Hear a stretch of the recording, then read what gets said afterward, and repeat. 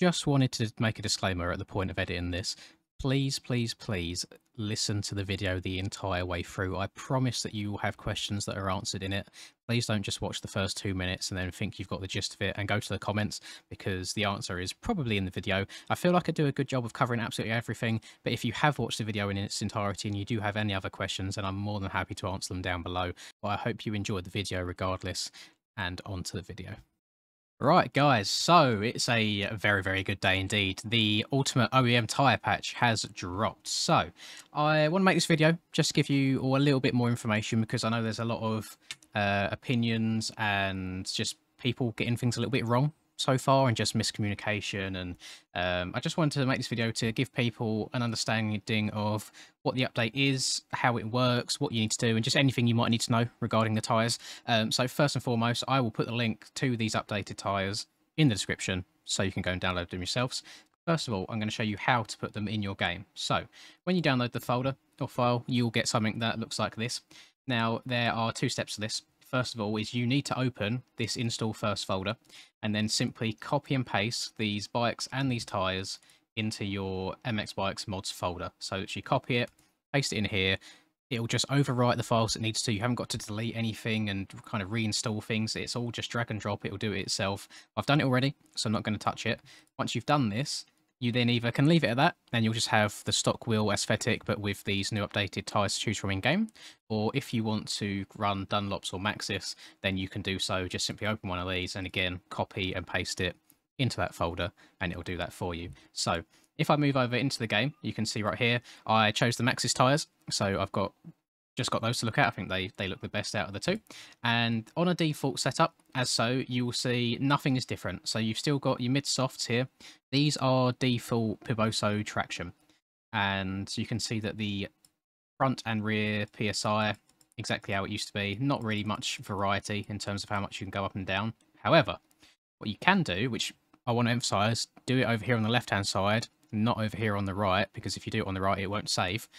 Do it on the left-hand side, and you hit your drop down, you have now got 3 front tyres to choose from rather than just the one.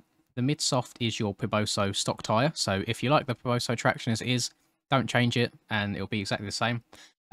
These change in regards to, I believe it's width, so 90 and 80 are the width for the front tyre. Now, a little bit of information regarding these is the wider the tyre, the more grip you have. However, that then translates to having more drag and the bike feeling a little bit more sluggish. So it will be a little bit of experimenting involved. A lot of people straight away go, well, I want as much grip as possible. However, I'll show you some examples in a minute where I think that's not always the case, especially on the front. Exactly the same applies to the rear. However, we've got 3 options to choose from. The mid-soft, again, is the stock Piboso one. The bottom 3 are just different widths. Now, I went straight to 120 because I wanted to experience the most grip possible, and I quite like it. However, only on the 450. I tried this on the 350 as well. Bear in mind I'm an MX1 rider. I've not tried this on MX2 bikes whatsoever yet. I tried 120 on the rear of the 350, and I do think it felt like the bike was being slowed down a bit on the straights. It felt like it was heavy, which is a good thing, because it doesn't just mean that the most grip is the most overpowered. So what I've done is I've chosen the 450, and my usual go-to for now is the fat back tyre for the most grip, because it doesn't feel like it slows down the 450 much, and it hooks up really, really well.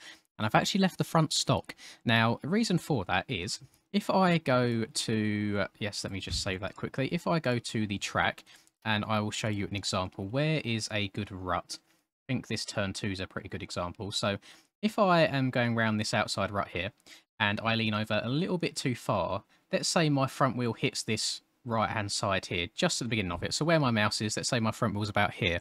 If I've got the thicker tyre with more grip, I find that the front wheel wants to kind of climb this way to the right instead of push through the rut like I want. So I've stuck the Piboso on the front because I feel like it just follows more, even if I overturn.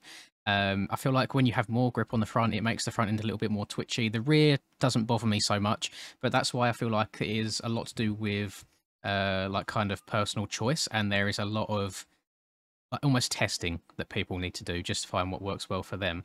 You can see on these tyres, so the front has still got the to and from range because it's a stock Bavoso, but on the rear, we've got a lot more room to work with in terms of PSI now. So a sweet spot for me, I've found, is about, what am I running? So about 13.8-ish on the rear for me. Now, it does make a big difference. I found that if you bump it all the way up to 21.8, it is a lot slipperier because obviously your tyre is quite solid, full of air. 8 is grippier, but it doesn't feel quite right. So 13.8 for me feels like the sweet spot. Again, lots of testing to be done by everyone to see what they like. But then this isn't just a case of, oh, you've got more traction and that's it now. It affects the handling of the bike everywhere. You know, your leaning's going to be different, your muscle memory is going to be different because the bike is going to be reacting differently underneath you. One place that I noticed it quite a lot is when I'm scrubbing, so the back end doesn't kind of slide out on the face of jump as much as it used to because of that extra grip, meaning the bike kind of reacts a different way in the air, and I actually find myself kind of moving over on the track more because the bike's gripped on the face of the jump and it's not slid how I wanted it to. So I'm actually right now struggling to kind of scrub in a straight line. I find myself jumping from side to side on the track, which for anybody behind me, they're going to absolutely hate that. So I definitely need some more practice. But then, yeah, just mess with your swing arm lengths and your rod lengths and stuff. Just to accommodate for it, because as I say, the bigger the rear tyre is, the more traction you're going to be, but it will feel more sluggish as well, so it will feel like it won't want to turn around the corners. I did just want to mention as well, so this isn't a fix for every single track. So this is just for tracks which have the soft soil type. You can't actually see what tracks have which soil types on the surface. The track creators know because they set it up at the time. However, examples of soft soil traction types are obviously Fox Raceway, which we're on right now. Also tracks like Lockett and the default Forest track as well are the same. These tracks, when you use these tyres, give you a hell of a lot of traction. However, if you go on other tracks like Lommel, for example, that's sand, and there's a couple other dirt types in the game, I can't remember them right off the top of my head, but the 2022 Supercross tracks, for example, they are actually slipperier on these tyres. So what I would suggest is when you go on those tracks, just change them back to mid-softs, change them back to the default Bavoso tyres, and you will have standard Beta 17 traction. There's no way of getting kind of the OP Beta 16 traction that we used to have back on the game, or I consider these tyres, these updated tyres on tracks like Fox to be actually quite overpowered now.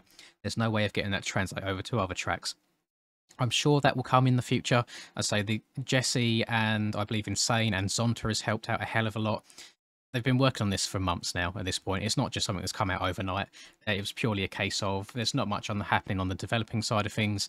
They wanted to get something out for the community because it became quite apparent that at round 1 of the Aerial Outdoors Championship, the 450 class, we were just skating on ice. It was absolutely ridiculous. You could have quarter throttle everywhere, anything more than that, and you'd do a 360. And a lot of people, myself included, end up going to the 350 or even the 252 stroke just to try and get a bit more traction. And I ended up getting the overall win in A on a 350, which, yeah, some people might be able to pull off, but I don't think it should be the case. I feel like the 450s should be king, and I believe they are now. They're a lot more usable. You can actually feel the power, and now a lot of time you're struggling to keep the front end down rather than stopping the back end from coming out. So I believe that kind of covers everything there. I don't have a whole lot more to go into at all. If I quickly just go to the track, you can see beforehand I could go into third gear, lean all the way forwards, get an absolutely normal start. But if I try and do that now, as you can see, we've got a whole lot more traction. The front end kind of goes straight back up, which I suppose for some part is a little bit unrealistic. The fact that if I'm pulling away in third gear, leant all the way forward, sat down, I should be able to use my body weight to not do a backflip. But at the same time, they are 450s. They are a bit of an animal that need to be tamed. So it's, yeah, again, it's just going to be a case of just relearning the game a little bit, experimenting on what tyres work best for you. As I say, the wider the tyre, the more grip, but the heavier it is, and then the skinnier the tyre, the less grip, but the more kind of nimble. So it's all going to be personal preference, and it could even change on track to track. But that'll do it from me. If anybody else has any more useful information that you know is fact, not just kind of guesswork or opinion-based, please do let everyone know in the comments down below. Let me know your feedback on this update as well. I don't think I've seen much in the way of negativity whatsoever. It seems like a hell of a lot of people, especially the competitive scene, are really enjoying this. Also, in regards to servers, if you have installed it correctly, as I explained at the start of this video, you should not get any server mismatches. If you are getting server mismatches, just double check you have installed it correctly. If you have done, then it is purely server side. The server has not got the updated tyres loaded onto the server yet. So that is not anything you can fix at all. You can delete them and go back to what we used to have, and then that might let you in. But I would say keep them, get used to them, because I feel like this is what we're going to be using moving forwards, and things might change when beta 18 drops in God knows how long, probably months away at this point. But I hope that you found this video useful. Please drop a like and comment down below what your thoughts are on it. Subscribe to the channel if you're new. I hope you have a lovely rest of the day, whatever it is you're up to. Until I catch you in the next video, peace. I'm working hard, I'm sacrificing my life, I'm sacrificing my mind, I'm sacrificing my sanity, but most importantly, I'm sacrificing my time. Boy, I feel fine, I feel like I am a king. Honestly, I can't complain, even with faith that's the size of a grain of some salt, I will still move a mountain and do what I want.